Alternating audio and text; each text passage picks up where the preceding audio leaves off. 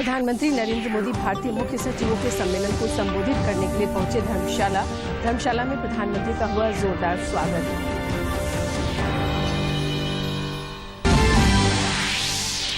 मुख्यमंत्री ने वन क्षेत्र के 5 किलोमीटर के दायरे में बने आरा मिलों को रेगुलाइज करने से किया इनकार। दायरे में आने वाले सभी आरा मिलों को हटाने का दिया निर्देश।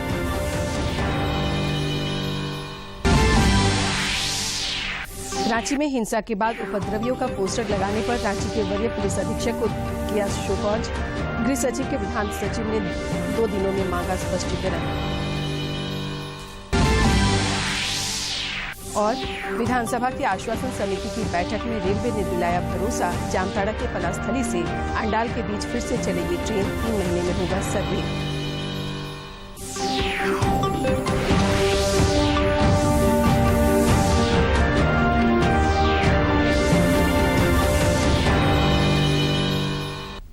नमस्कार, खबरें झारखंड में आपका स्वागत है। मैं हूं शीला और अब समाचार विस्तार से।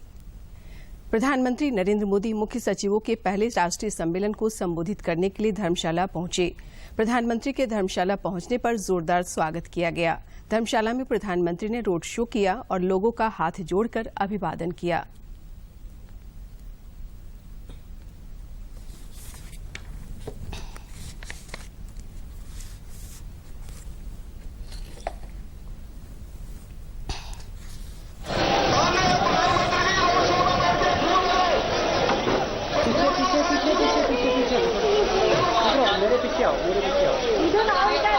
और प्रधानमंत्री लोगों से हाथ मिलाकर अभिवादन करें। हमारे साथ हमारे संवाददाता धर्मशाला से सुधाकर दास जुड़े हैं। सुधाकर, पूरा हुजूम प्रधानमंत्री का स्वागत करता हुआ, फूल बरसाते हुए प्रधानमंत्री भी अभिवादन कर रहे हैं। सहज सरल व्यक्तित्व के साथ हमेशा से रोड शो में इस तरह की तस्वीरें आकर्षित करती हैं, हर्षोल्लासित करती हैं हमें। बिल्कुल आंचल, देश का कोई भी हिस्सा हो, पूरब से पश्चिम, उत्तर से दक्षिण, देवभूमि हो या कोई और राज्य, इस तरह की तस्वीरें हर जगह नजर आती है। और ये जो डायरेक्ट कनेक्ट है प्रधानमंत्री मोदी का हम लोगों के साथ, वो कनेक्ट नजर आता है। और यही वजह है, आप जो ये लंबी लंबी कतारें देख रही हैं, देवभूमि के रंगों में सजा हुआ जो धर्मशाला दिख रहा है, जो तमाम लोग दिख रहे हैं, वो काफी वक्त से इंतजार कर रहे थे। और एक तरह से उनकी मुराद पूरी होती हुई दिख रही है जब उन्होंने अपने सामने खुद प्रधानमंत्री मोदी को देखा।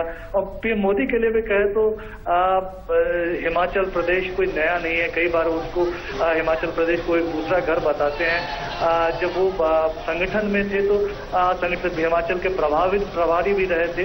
तो चाहे धर्मशाला हो या हिमाचल प्रदेश का कोई भी हिस्सा, तो हर हिस्से को एक तरह से जानते हैं, यहाँ के लोगों को जानते हैं। हो सकता है कई पुराने परिचित भी यहाँ रहे हो, लेकिन बीते 8 वर्षों में जिस तरह से पूरे देश को, एक तरह से पूरे देश के लोगों को जिस तरह से गरीबों की जिंदगी बदली है, एक ट्रांसफॉर्मेशन पूरे देश में आया। पूरे देश को एक तो नई ऊर्जा, ताकत मिली है, आगे बढ़ने की ताकत, आत्मनिर्भर बनने की ताकत। और जिस तरह से जो एक एक समस्याएं देश की जो कई दशकों से अटकी पड़ी हुई थी, वो समस्याएं हल हुई हैं।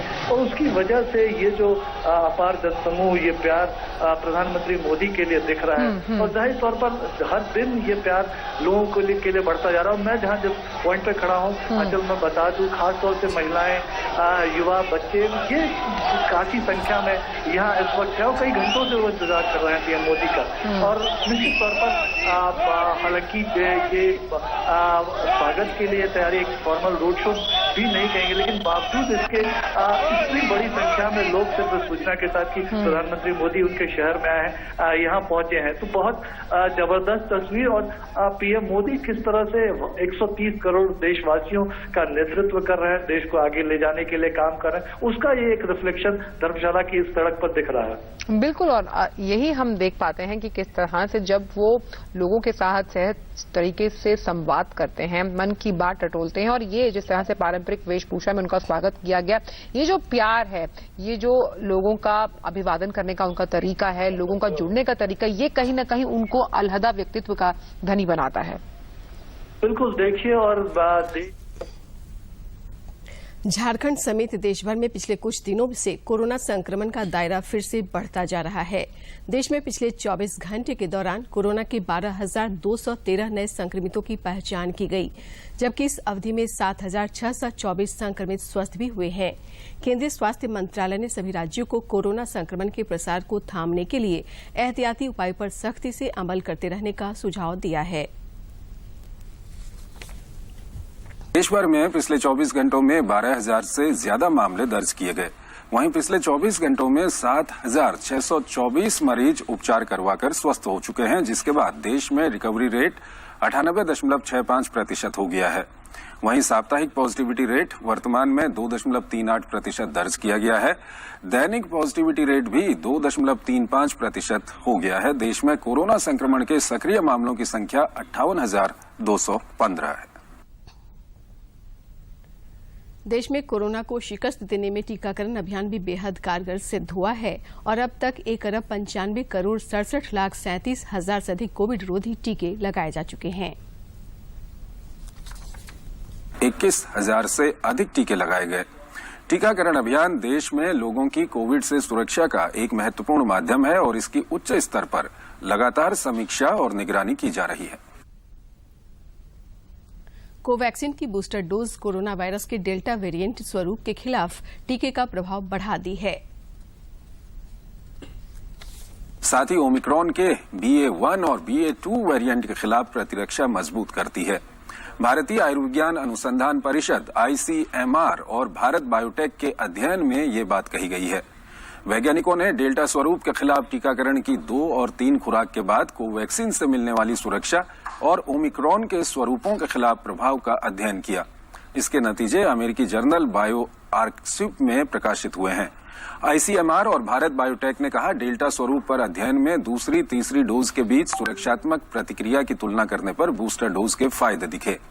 इस दौरान फेफड़ों की बीमारी की गंभीरता कम पाई गई।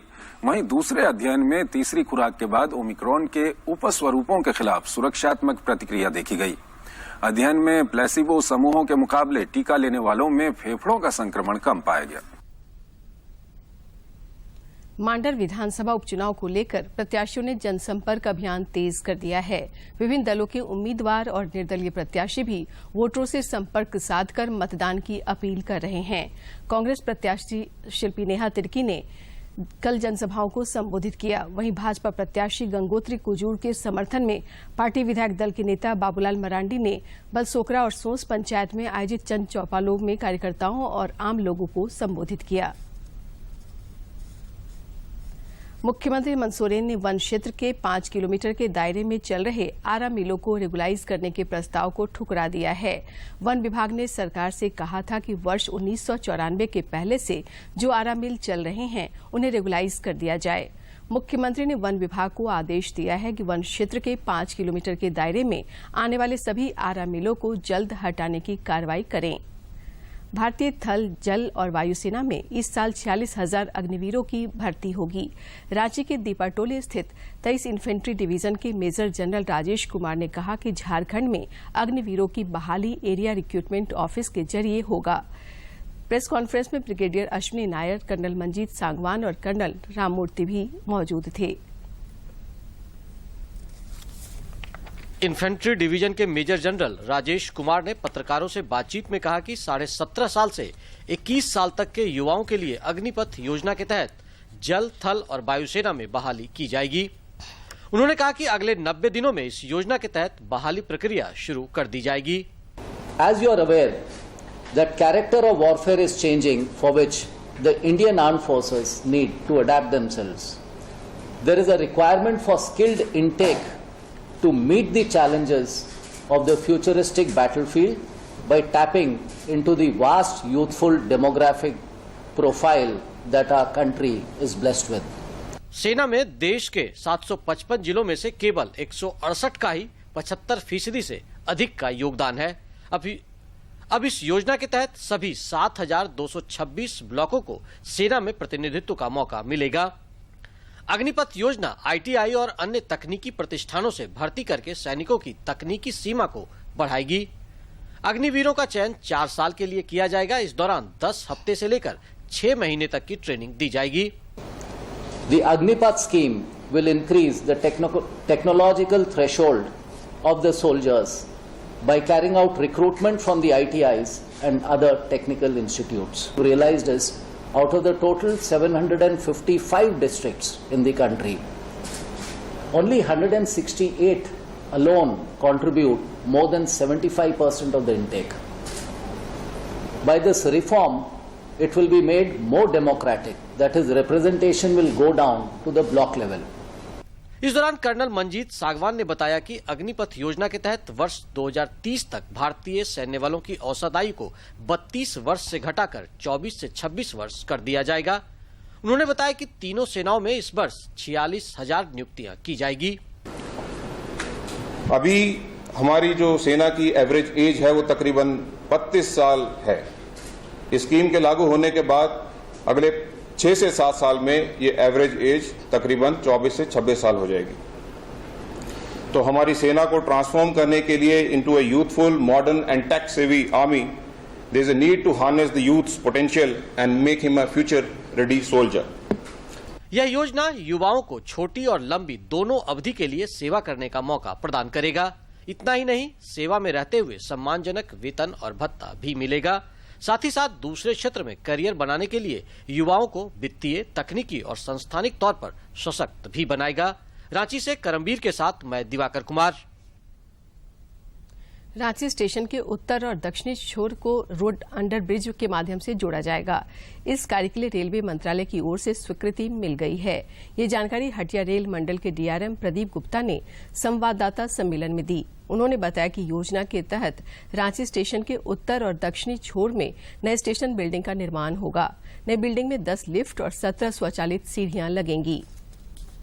ट्रेन का पारंपरिक कोच से आईसीएफ कोच से एलएचबी में कन्वर्जन किया है। जैसे आप सभी को मालूम है, एलएचबी कोच ज़्यादा कंफर्टेबल है और ज़्यादा सुविधाजनक है। तो हमारे आदरणीय प्रधानमंत्री जी और रेल मंत्री जी ने घोषणा की कि रेलवे स्टेशनों में एक स्टेशन एक प्रोडक्ट का एक उत्पाद की योजना की जाए। इसके उद्देश्य प्रत्येक रेलवे स्टेशन को एक स्थानीय उत्पाद के लिए एक प्रचार केंद्र और शोकेस गंतव्य बनाना है। क्योंकि होता क्या है कि जो हमारे आर्टिजन है, जो हमारे काम करने वाले लोग हैं, उनको उनका पूरा मेहनताना नहीं मिल पाता है, ना उनका प्रोडक्ट लोकली एरिया में सिमट के रह जाता है। रेलवे ही एक ऐसी संस्था है जिसका जो झारखंड में कोई बैठेगा तो कोई झारखंड से सामान लेके जाएगा तो कन्याकुमारी या त्रिवेंद्रम भी लेके जा सकता है। और हमारे प्रधानमंत्री का तो एक नारा भी है, वोकल फॉर लोकल, तो उसी को चरितार्थ करने के लिए स्कीम चलाई गई। और रांची हम लोग अपने आप को मैं मानता हूँ कि एक भाग्यशाली है कि रांची को पहले चरण में एक मॉडल स्टेशन के लिए चुना गया है, जहाँ पे स्टॉल लगाने के लिए परमिशन मिला। ट्रेन का पारंपरिक कोच। डीआरएम ने बताया कि स्टेशन के उत्तर साइड में प्रवेश द्वार और निकासी द्वार का विकास किया जाएगा। इसके अलावा पार्सल वाहन की आवाजाही को यात्रा वाहन की आवाजाही से पूरी तरह से अलग किया जाएगा। उन्होंने बताया कि मुख्य स्टेशन भवन के सामने सुविधाओं से युक्त स्टेशन प्लाजा का निर्माण किया जाएगा। जैसे दिल्ली में आप देखेंगे पहाड़गंज साइड में एक एंट्री है, मेन एंट्री, और उसका मेन प्लेटफॉर्म है, प्लेटफॉर्म नंबर 1। उसी तरीके से अभी रांची में भी साउथ साइड में मेन एंट्री रहेगी और उसका अजमेरी गेट, दिल्ली का अजमेरी गेट भी साउथ साइड है, इस तरह और उसमें भी एक होम प्लेटफॉर्म रहेगा, तो प्लेटफॉर्म नंबर 6 रहेगा। मुख्यमंत्री हेमंत सोरेन की अध्यक्षता में राज्य मंत्रिपरिषद की महत्वपूर्ण बैठक 21 जून को दोपहर बाद 4 बजे प्रोजेक्ट भवन सचिवालय में होगी। मंत्रिमंडल समन्वय विभाग की ओर से इस संबंध में अधिसूचना जारी कर दी गई है। लगभग 1 महीने बाद होने वाली इस बैठक में राज्य हित से जुड़े कई प्रस्तावों को मंजूरी मिलने की संभावना है।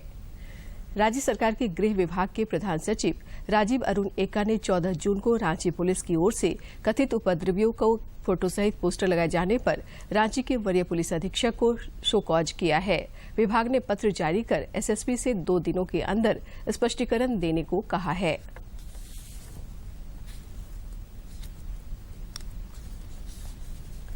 रांची के उपायुक्त छवि रंजन की अध्यक्षता में कल केंद्रीय शांति समिति की बैठक आयोजित की गई। बैठक में उपायुक्त ने कहा कि रांची जिला गंगा जमुनी तहजीब का ध्वजवाहक रहा है। रांची का अमन, चैन और शांति का माहौल हमेशा के लिए बना रहे, इसके लिए आपसी सहयोग और भाईचारा के साथ कार्य करने की परंपरा को भविष्य में भी कायम रखना होगा।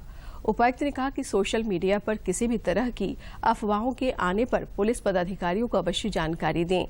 ये रांचीवासियों का दायित्व होगा कि वो किसी भी अफवाह की खबर को किसी भी अन्य मोबाइल नंबर या किसी ग्रुप में फॉरवर्ड नहीं करेंगे। उपायुक्त ने बताया कि सभी संवेदनशील स्थलों को चिन्हित कर बैरिकेडिंग की जा रही है।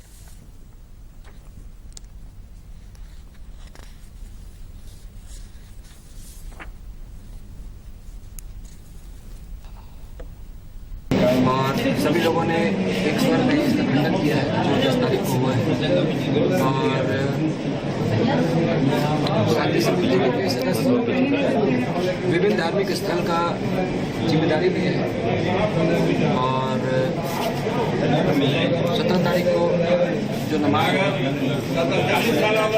सभी प्रबुद्ध नागरिक और जो लोग यहाँ आए थे सभी जिम्मेदारी भी है कि शांति तरीके से और किसी तरह का प्रदर्शन होगा। दुमका विधानसभा क्षेत्र से झामुमो विधायक बसंत सोरेन के खिलाफ भाजपा नेताओं की शिकायत मामले में कल भारत निर्वाचन आयोग में सुनवाई हुई। इस मामले में बसंत सोरेन की ओर से दाखिल जवाब पर भाजपा ने अपना रिजाइंडर दाखिल करने के लिए अतिरिक्त समय मांगा है। आयोग ने इसके लिए भाजपा को 24 जून तक का समय दिया है। साथ ही बसंत सोरेन की 15 जून को होने वाली सुनवाई को स्थगित करते हुए अगली तारीख 29 जून निर्धारित की है।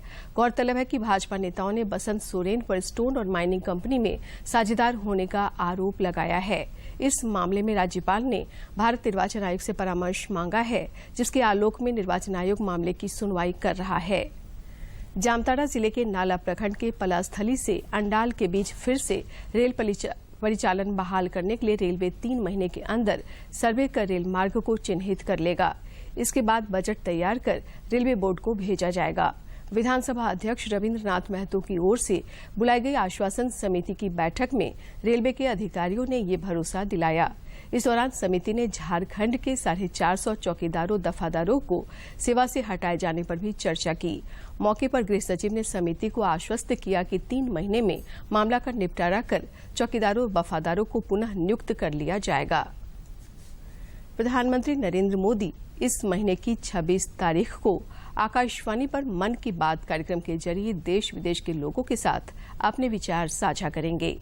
आम लोग इस कार्यक्रम के लिए अपने सुझाव 24 जून तक भेज सकते हैं। की बात है जन जन की, संघर्षों के कुछ किस्से, कहानी कुछ सफलताओं की, अनकही विरासत की, उम्मीदें नए भारत की। महीने के आखिरी रविवार का रहता है इंतजार। मलयाचल के आंचल से विंध्याचल के आंगन तक, ब्रह्मपुत्र के घाट से हिमालय के विस्तार तक होती है मन की बात प्रधानमंत्री के साथ। तो सुनिए इस महीने 26 जून सुबह 11 बजे मन की बात आकाशवाणी और दूरदर्शन के सभी चैनलों पर। इसके अतिरिक्त आकाशवाणी और दूरदर्शन के YouTube चैनल और प्रसार भारती के ऐप न्यूज ऑन एयर पर सजीव प्रसारण लाइव स्ट्रीमिंग के माध्यम से। तो याद रखें, रविवार 26 जून सुबह 11 बजे मन की बात। राजधानी रांची समेत कई इलाकों में प्री मानसून बारिश से लोगों को उमस भरी गर्मी से राहत मिली है। प्री मानसून बारिश से रांची का न्यूनतम तापमान 12 डिग्री सेल्सियस तक गिर गया है।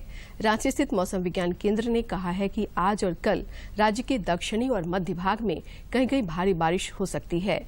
इस दौरान राज्य में कहीं कहीं गर्जन और वज्रपात के साथ तेज हवा चलने की भी संभावना है। दूरदर्शन झारखंड पर 10.7 मिलीमीटर जमशेदपुर में रिकॉर्ड की गई। और बात करते हैं कि ये जो बारिश है ये मानसून नहीं है, ये मानसून से पहले की बारिश है। और इस बारिश से स्थितियां अनुकूल हो रही हैं कि आगे 2 से 3 दिनों में मानसून के प्रवेश में झारखंड के लिए। तो स्थितियां अभी हम लोग जो स्थिति देखते हैं उसमें वर्षापात है वो प्रमुख स्थिति है। साथ में जो हवा की दिशा है उसकी भी स्थिति देखते हैं। साथ साथ में हम लोग क्लाउड कवर भी देखते हैं और निचले स्तर पे जो लो क्लाउड आ रहे हैं उनको भी ऑब्जर्व किया जाता है। इन तीनों के आकलन के आधार पर ही जब स्थितियां पूर्ण होती हैं फिर मानसून का आगाज घोषित किया जाता है।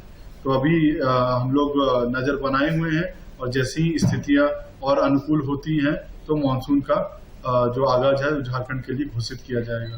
तो अभी ये जो बारिश है ये मानसून से जस्ट पहले की बारिश है और इस बारिश से लोगों को, झारखंड के लोगों को काफी राहत मिली है और जो हीट वेव चल रहा था, जो लू चल रहा था, उससे काफी राहत मिली है और सिग्निफिकेंट फॉल हुआ है टेम्परेचर में। तापमान गिरने से लोगों को काफी राहत देखने को मिली है। आयरलैंड के खिलाफ 26 जून से खेले जाने वाले T20 सीरीज के लिए भारतीय टीम की घोषणा कर दी गई है। भारतीय टीम हार्दिक पांड्या की कप्तानी में उतरेगी। पांड्या करेंगे जबकि तेज गेंदबाज भुवनेश्वर कुमार उप कप्तान की भूमिका में रहेंगे।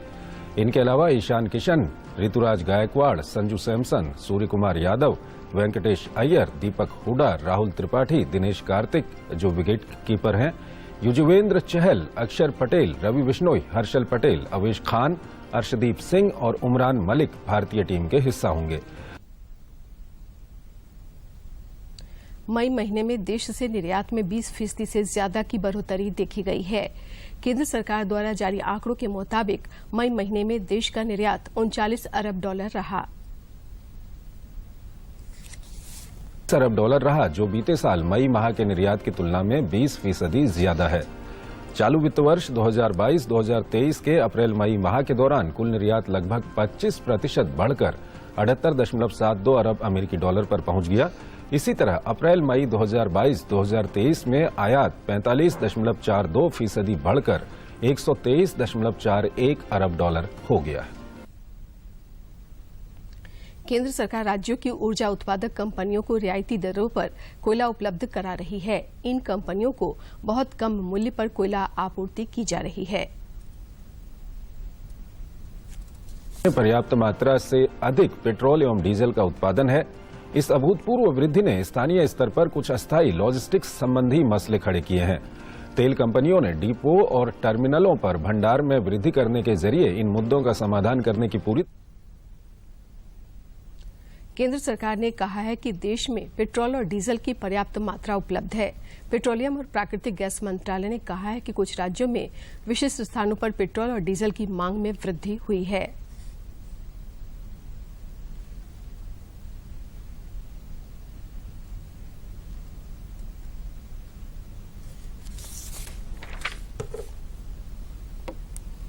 और सेवाओं के लिए प्रसार भारती की एक खरीद। प्रसार भारती ने विशिष्ट गुणवत्ता की खरीदारी के लिए नई खरीद नीति जारी की है। कि कम से कम संभावित लागत में महत्वपूर्ण कार्यों को बेहतर समन्वित तरीके से निर्धारित समय सीमा में पूरा किया जाना सुनिश्चित करने के लिए एक समान और अच्छी तरह से प्रलेखित नीति, दिशा निर्देश और प्रक्रिया तय किए जाने की आवश्यकता है। प्रसार भारती में व्यापार की सुगमता के तहत पहली बार सूचना एवं प्रसारण सचिव अपूर्व चंद्रा द्वारा प्रसार भारती सदस्य वित्त डीपीएस नेगी, अतिरिक्त सचिव नीरजा शेखर और संयुक्त सचिव सी सेंथिल राजन सहित अन्य अधिकारियों की उपस्थिति में एक खरीद नीति जारी की गई।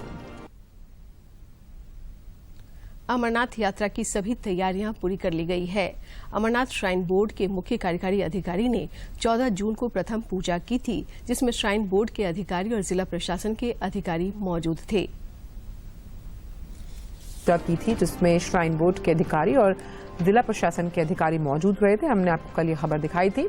और अमरनाथ यात्रा कोरोना के चलते 2 वर्ष के बाद हो रही है। इस बार अमरनाथ यात्रा में कई नई पहलें जो हैं उनको जोड़ा गया है। अमरनाथ यात्रा पूरे तरीके से यात्रियों के लिए, श्रद्धालुओं के लिए सुरक्षित, सहूलियत भरी और सुखकर हो, इसके लिए विशेष दिशा निर्देश और खास इंतजाम किए गए हैं। योग सूत्र में आचार्य प्रतिष्ठा से जानते हैं कुछ सरल योगासनों के बारे में।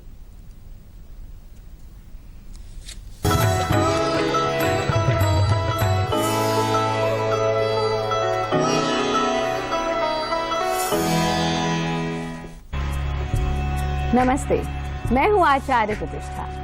अपने जीवन में बैलेंस कौन नहीं चाहता? हर कोई चाहता है कि मैं बैलेंस्ड लाइफ जीऊं, मेरी पर्सनल और प्रोफेशनल लाइफ में बैलेंस हो, मेरे सोच और मेरे एक्शंस में बैलेंस हो, मेरा मन मेरे संतुलन में रहे, नियंत्रण में रहे और मैं जीवन में खुश रहूं। पर हम जीवन में बहुत डिसबैलेंस हो जाते हैं, जिस वजह से बीमारियां तो होती हैं, मन अशांत रहने लगता है और जीवन में अनेकानेक और समस्याएं हो जाती हैं। पर अगर आप नियमित रूप से योग साधना करते हैं, योगाभ्यास करते हैं, श्वास को नियंत्रित करते हैं, तन को नियंत्रित करते हैं, मन को नियंत्रित करते हैं, तो आप अपने जीवन के हर फेज में बेस्ट बन सकते हैं। क्योंकि योग एक ऐसा विज्ञान है जो आपके जीवन के हर पहलू को छूता है, physical, mental, emotional, social, intellectual, financial and even spiritual. लेकिन हमें उस बैलेंस को प्राप्त करने के लिए थोड़ी सी साधना करनी पड़ेगी। अगर आप भी अपने जीवन में बैलेंस ढूंढ रहे हैं तो आप करिए तोलांगुल आसन का अभ्यास। तोलांगुल आसन आप एक बैलेंसिंग पोज है जो आपके जीवन को भी बैलेंस्ड कर देता है। दूरदर्शन झारखंड पर पल पल की खबरों से जुड़े रहने के लिए आप हमारे social media platform Twitter, Facebook और यूट्यूब से जुड़ सकते हैं। क्योंकि खबरों से जितना बाखबर रहना जरूरी है, उससे ज्यादा जरूरी है सटीक, संतुलित और निष्पक्ष समाचार। हमारा ट्विटर हैंडल है DD न्यूज झारखंड और फेसबुक पेज है RNU DDK। आप हमें YouTube channel Jharkhand DD news पर भी देख और सुन सकते हैं। राष्ट्रीय शहरी आजीविका मिशन NULM के तहत शहरी क्षेत्र में निवास करने वालों का जीवन स्तर ऊंचा उठाने की दिशा में अनेक प्रयास किए जा रहे हैं। इसी क्रम में ठेले और फुटपाथ पर दुकान लगाने वालों का युद्ध स्तर पर निबंधन किया जा रहा है। अपनी एक पहचान होना जरूरी है, इससे अपने वजूद का एहसास होता है। शहर में ठेले और फुटपाथ पर दुकान लगाने वाले भी आज तक गुमनाम थे और इनकी सूद लेने वाला कोई नहीं था, लेकिन अब ऐसा नहीं है। केंद्र सरकार ऐसे सभी स्ट्रीट वेंडर और रेहड़ी वालों का न सिर्फ निबंधन करा रही है, बल्कि उन्हें एक फोटो युक्त पहचान पत्र भी जारी कर रही है, जिससे अब उन्हें भी गौरव का एहसास हो रहा है। बहुत खुशी लग रहा है ये ऊर्जा मिल करके हम लोग के यहाँ पर दुकान लगा रहे हैं, उस पर अच्छा लग रहा है कि कभी फुटपाथ दुकान में कभी यहाँ करके हटा पटा करता था, अभी अब ऐसा मिला कि हम लोग को लग रहा है कि अब नहीं कोई उठाएगा उस पर।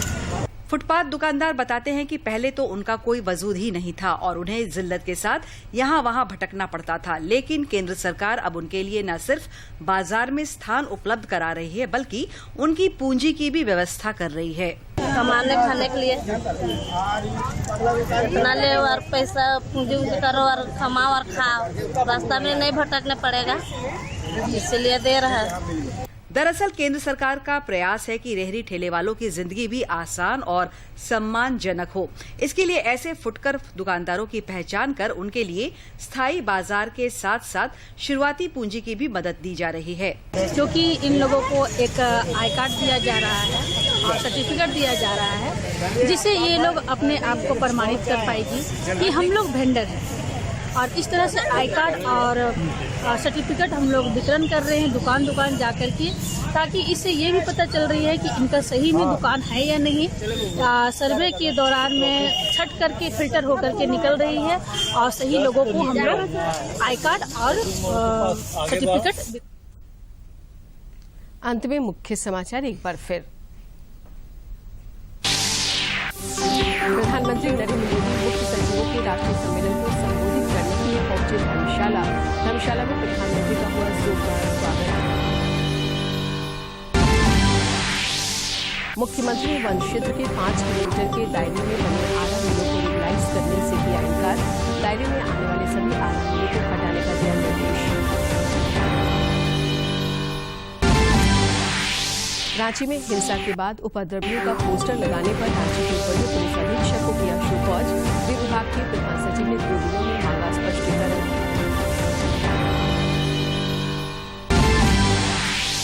और विधानसभा की आश्वासन